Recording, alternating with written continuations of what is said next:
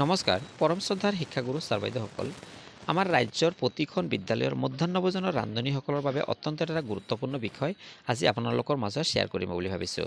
আশা কৰিছোঁ আপোনালোকে ভিডিঅ'টো সম্পূৰ্ণ শেষলৈকে চাব আৰু যদি আপোনালোকে চেনেলটোত নতুন আহিছে তেন্তে চেনেলটো ছাবস্ক্ৰাইব কৰি দিব। ছাৰ বাইদেউসকল মধ্যাহ্ন ভোজনৰ অৰ্থাৎ প্ৰতিখন বিদ্যালয়ৰ মধ্যাহ্ন ভোজনৰ ৰান্ধনীসকলৰ দৰমহা তথা মাননিৰ বাবে বিভিন্ন সময়ত প্ৰতিবাদী কাৰ্যসূচী গ্ৰহণ কৰা হৈছিল যদিও কিন্তু আজিলৈকে কোনো ধৰণৰ ভাল খবৰ অহা নাই। তো আজি আমাৰ মধ্যাহ্ন ভোজনৰ ৰান্ধনীসকলে কেনেধৰণে প্ৰতিবাদী কাৰ্যসূচী গ্ৰহণ কৰিছে আৰু কি দাবী উত্থাপন কৰিছে বলক আমি সম্পূৰ্ণ ভিডিঅ'টো চাই লওঁ।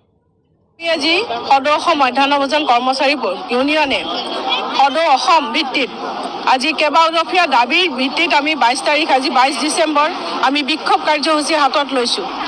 আমাৰ বহুদিনীয়া দাবীবিলাক চৰকাৰে মানি লোৱা নাই। আমি আন্দোলনৰ উপৰি আন্দোলন আবেদনৰ ওপৰত আবেদন কৰাৰ পিছতো তেওঁলোকে আমাৰ দাবী মানি লোৱা নাই। দাবীবিলাক খুব সাধাৰণ দাবী, সাধাৰণ মানুহৰ সাধাৰণ দাবী। আমি বহুত কিবা কিবি দাবী কৰা নাই। আমাৰ দাবী হ'ল প্ৰত্যেকগৰাকী ৰন্ধন কৰ্মীক যি মাননি দি থকা হৈছে 1000 টকা, সেই 1000 টকাটো উন্নত কৰি 10000 টকা কৰা হওক। দ্বিতীয় দাবীটো হৈছে বছৰৰ 12 মাহে যিটো ৰন্ধন কৰ্মী কেতিয়াও দিয়া হোৱা নাছিল, 10 মাহ দিয়া হৈছিল, সেই 10 মাহৰ ঠাইত 12 মাহ কৰি দাবীটো হ'ল বছৰৰ 12 মাহে 10000 টকাকৈ তেওঁলোকক দৰমহা দিয়া হওক। কৰ্মচাৰীক মাননি নহয়, মজুৰি দিয়া হওক। সেই মজুৰি ন্যায্য হওক, ন্যায্য প্ৰাপ্ত, তেওঁলোকে ন্যায্যভাৱে পাব লাগে এই মজুৰিখিনি। আৰু দাবী হৈছে যিখিনি কৰ্মচাৰী ৰন্ধন কৰ্মী ইতিমধ্যে স্কুলবিলাক একত্ৰীকৰণ হোৱাৰ কাৰণে চাটাই হ'ল, চাকৰি এই মাননি হেৰিৰ পৰা কৰ্মৰ পৰা বিৰত হ'ব লগা হ'ল, তেওঁলোক গুচাই দিয়া হ'ল। সেই ৰন্ধন কৰ্মীখিনিক এককালীন 3 লাখ টকাকৈ সাহায্য প্ৰদান কৰা হওক।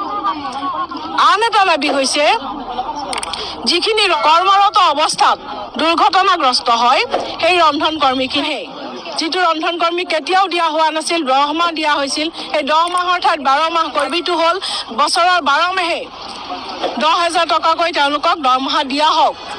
কৰ্মচাৰীক মাননি নহয়, মজুৰি দিয়া হওক। সেই মজুৰি ন্যায্য হওক, ন্যায্য প্ৰাপ্ত, তেওঁলোকে ন্যায্যভাৱে পাব লাগে এই মজুৰিখিনি। আৰু দাবী হৈছে যিখিনি কৰ্মচাৰী ৰন্ধন কৰ্মী ইতিমধ্যে স্কুলবিলাক একত্ৰীকৰণ হোৱাৰ কাৰণে চাটাই হ'ল, চাকৰি এই মাননি হেৰিৰ পৰা কৰ্মৰ পৰা বিৰত হ'ব লগা হ'ল, তেওঁলোক গুচাই দিয়া হ'ল। সেই ৰন্ধন কৰ্মীখিনিক এককালীন 3 লাখ টকাকৈ সাহায্য প্ৰদান কৰা হওক। আন এটা দাবী হৈছে যিখিনি কৰ্মৰত অৱস্থাত দুৰ্ঘটনাগ্ৰস্ত হয় সেই ৰন্ধন কৰ্মীখিনিক বিনামূলীয়া, সমস্ত বিনামূলীয়া চিকিৎসাৰ ব্যৱস্থা কৰা হওক। সম্পূৰ্ণ দায়িত্ব চৰকাৰে লওক। আৰু চৰকাৰে যিটো আৰম্ভ কৰিব বিচাৰিছে যে আমাৰ এই ৰন্ধন সংস্থাটোৰ ৰন্ধন কৰ্মীখিনিৰ হাতৰ পৰা আজৰি নি ব্যক্তিগত খণ্ডক গতাব বিচাৰিছে, সেই ব্যক্তিগত খণ্ডক গতাব বিচৰাটো আমি তীব্ৰ বিৰোধিতা কৰোঁ।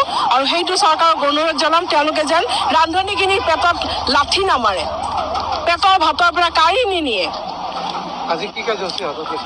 আজি আমাৰ কাৰ্যসূচী হৈছে আমি বিভিন্ন ঠাইত আমাৰ এই দাবী সম্বলিত চহী সংগ্ৰহ কৰিছিলোঁ। এই চহীখিনি আমি আজি জিলা উপায়ুক্তৰ হাতত দিব বিচাৰিছোঁ।